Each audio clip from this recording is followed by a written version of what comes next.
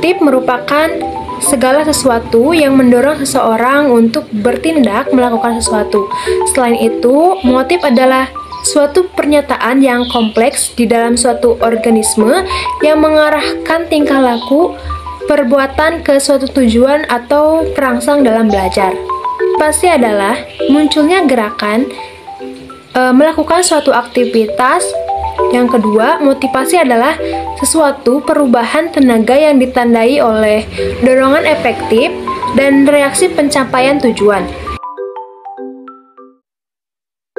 Dari sumber yang menimbulkannya, motivasi dapat dibagi menjadi dua macam, yaitu motivasi intrinsik dan motivasi ekstrinsik.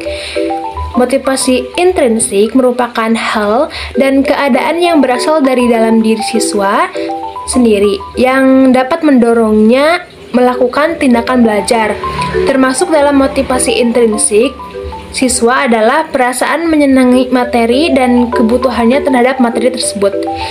Yang kedua ada motivasi ekstrinsik.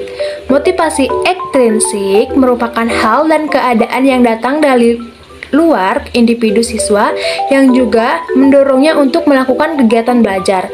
Pujian dan hadiah, peraturan tata tertib sekolah, suri tauladan orang tua, guru, dan seterusnya merupakan contoh konkret motivasi ekstrinsik yang dapat menolong siswa untuk belajar.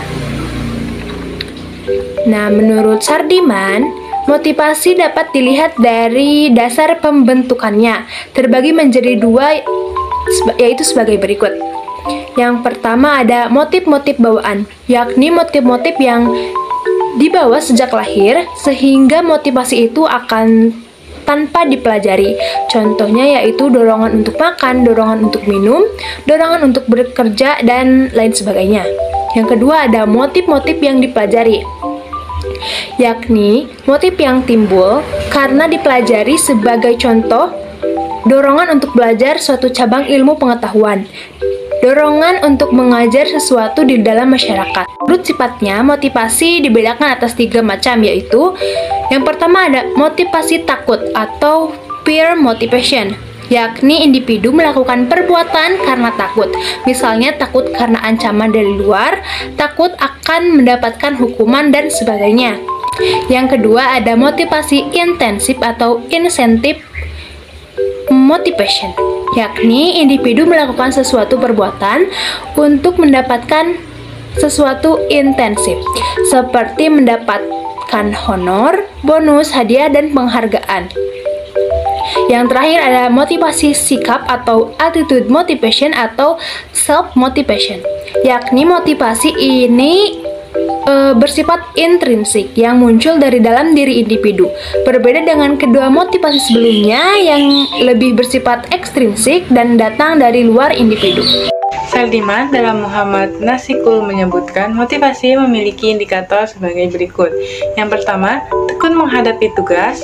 Yang kedua, ulet menghadapi kesulitan. Yang ketiga, menunjukkan minat terhadap bermacam-macam masalah.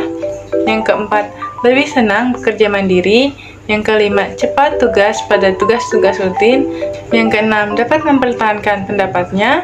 Yang ketujuh, tidak mudah melepaskan hal yang diyakininya. Yang kedelapan, senang mencari dan memecahkan masalah soal-soal. Kemudian, Hamzah Unnu juga mengemukakan bahwa indikator motivasi belajar dapat diklasifikasikan sebagai berikut. Yang pertama, adanya hasrat dan keinginan berhasil. Yang kedua, adanya dorongan dan kebutuhan dalam belajar. Yang ketiga, adanya harapan dan cita-cita masa depan. Yang keempat, adanya penghargaan dalam belajar. Yang kelima, adanya kegiatan yang menarik dalam belajar. Dan yang terakhir, adanya lingkungan belajar yang kondusif. Menurut Notot Majo pada tahun 2010, terdapat 3 cara untuk mengukur motivasi. Yang pertama, tes proyektif. Merupakan cara individu untuk mendekati suatu situasi. Tes proyektif ini juga digunakan untuk mengetahui konflik yang tidak disadari. Kemudian yang kedua, kuesioner. Kuesioner ini merupakan salah satu cara untuk mengukur motivasi seseorang yang berfungsi juga untuk memancing motivasi seseorang. Dan yang ketiga, observasi. Observasi merupakan proses pemerolehan atau pengumpulan data melalui pengamatan langsung di lapangan atau lokasi penelitian. Terdapat hubungan motivasi dengan pengajaran dan pembelajaran. Belajar merupakan perubahan tingkah laku yang mantap berkat latihan serta pengalaman yang menjadikan ciri khas perbedaan manusia dengan binatang. Belajar juga merupakan bagian dari hidup manusia yang berlangsung seumur hidup, kapan saja dan di mana saja. Motivasi belajar menjadi hal penting dalam proses belajar. Motivasi belajar menjadi hal penting dalam proses belajar karena mendorong, menggerakkan, dan mengarahkan kegiatan belajar siswa. Proses motivasi mengacu pada prinsip-prinsip belajar siswa, supaya mendapat perhatian pihak perencanaan pengajaran dalam perencanaan kegiatan belajar mengajar. Sehingga proses pengajaran dan pembelajaran telah ditambah dengan motivasi. Motivasi yang diperlukan peserta didik. Motivasi belajar sangat penting karena motivasi merupakan tenaga yang menggerakkan serta mengarahkan aktivitas seseorang, yang artinya tanpa adanya suatu motivasi, maka seorang siswa tidak akan belajar dan yang akhirnya tentu saja tidak akan mencapai suatu keberhasilan dalam belajar. Motivasi belajar bagi siswa itu penting karena yang pertama, menyadarkan kedudukan pada awal belajar, proses, dan hasil akhir. Yang kedua, menginformasikan tentang kekuatan usaha belajar yang dibandingkan dengan teman sebaya. Yang ketiga, mengarahkan kegiatan yang belajar. Yang keempat, memperbesar semangat belajar. Dan yang terakhir, menyadarkan tentang adanya perjalanan belajar yang kemudian dilanjutkan dengan pekerja yang berkesinambungan. Pengetahuan dan pemahaman tentang motivasi belajar pada siswa bermanfaat juga bagi guru. Manfaat itu antara lain, yang pertama, membangkitkan, meningkatkan, serta memelihara semangat siswa untuk belajar sampai berhasil.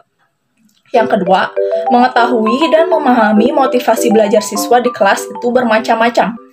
Yang ketiga, meningkatkan serta menyadarkan guru untuk memiliki satu di antara bermacam-macam peran seperti sebagai penasihat, fasilitator, instruktur teman diskusi, penyemangat, pemberi hadiah, atau pendidik. Dan yang terakhir, memberi peluang guru untuk bekerja rekayasa pedagogis. Contoh kasus. Di sini kami menemukan contoh kasus, yaitu seorang guru honorer yang memotivasi siswanya dengan memberikan reward berupa seblak. Selanjutnya ada video contoh kasus yang kami ambil dari platform TikTok.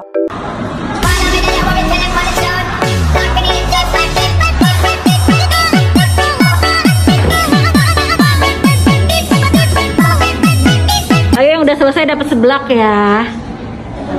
Keterkaitan kasus dengan teori motif dan motivasi belajar. Kasus Labibah ini sangat erat hubungannya dengan teori motif dan motivasi belajar. Karena Labibah yang merupakan guru honorer membagikan seblak kepada peserta didiknya itu dengan maksud sebagai motivasi kepada peserta didiknya agar dapat menyelesaikan tugas yang ia berikan. Dengan memberikan seblak kepada peserta didiknya itu, Labibah mendapat respon yang positif dari peserta didiknya. Karena peserta didik yang diajarkan oleh Labibah itu menjadi sangat antusias dan menjadi semangat belajar dengan adanya reward berupa seblak. Cukup sekian pemaparan dari kelompok kami, kurang lebihnya mohon dimaafkan. Wassalamualaikum warahmatullahi wabarakatuh.